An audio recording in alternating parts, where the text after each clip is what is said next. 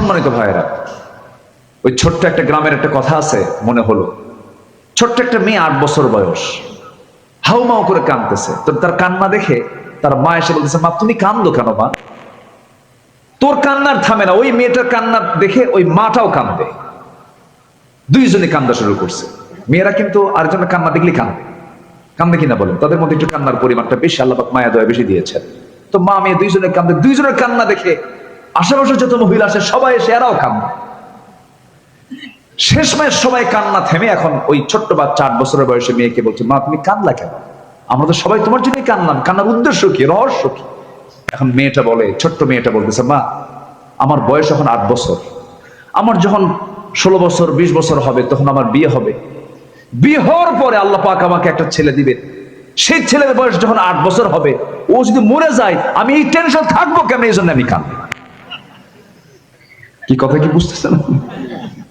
এমনি তো কান্নাকাটি করে লাভ নাই। জান্নাত পাওয়ার জন্য শর্ত হলো হক নষ্ট করা যাবে না, ফরজ লঙ্ঘন করা যাবে না, বড় কোনো কবিরা গুনাহ করা যাবে না, বড় কোনো কবিরা গুনার দিকে যাওয়া যাবে না। ছোট ছোট গুনাহ আল্লাহ পাক এত বড় দেখবেন কেন? আল্লাহ পাক নিজেই বলছেন, ইন তাজতানিবু কাবাইরা মা তুনহাউনা আনহু নুকাফির আনকুম সাইয়্যাতিকুম ওয়া নুদখিলকুম মুদখালান কারীমা। তুমি যদি বড় বড় গুনাহগুলোকে ছেড়ে দাও, ছোট ছোট গুনার দিকে আমি আল্লাহ নজরে দেব না।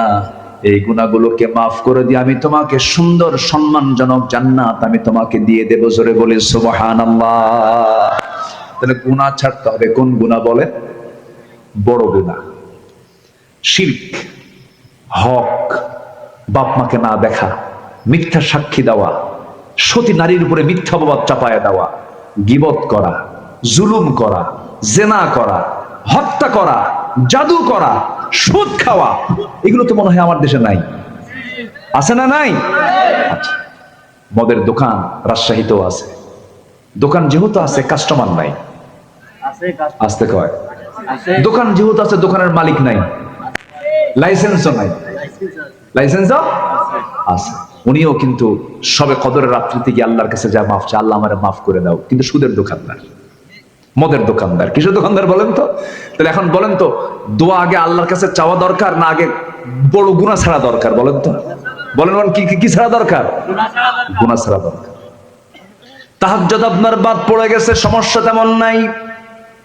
নফল নামাজ বাদ পড়ে গেছে, সমস্যা তেমন নাই। কিন্তু আপনি সুদ খান না, আপনি জেনা করেন না, আপনি মদের কারবার করেন না, আপনি জমির আইল ঠেলাঠেলি করেন না, আপনি সমস্ত বড় বড় গুনাহ থেকে নিজেকে বিরত রাখতে পেরেছেন, আপনার 2-1 রাত তাহাজ্জুদ মিস হলে তেমন কোনো ক্ষতি হবে না। আল্লাহ পাক আপনাকে এই বড় বড় গুনাহ ছাড়ার জন্য আল্লাহ পাক আপনাকে জান্নাত দিয়ে দিবেন। জোরে বলেন সুবহানাল্লাহ।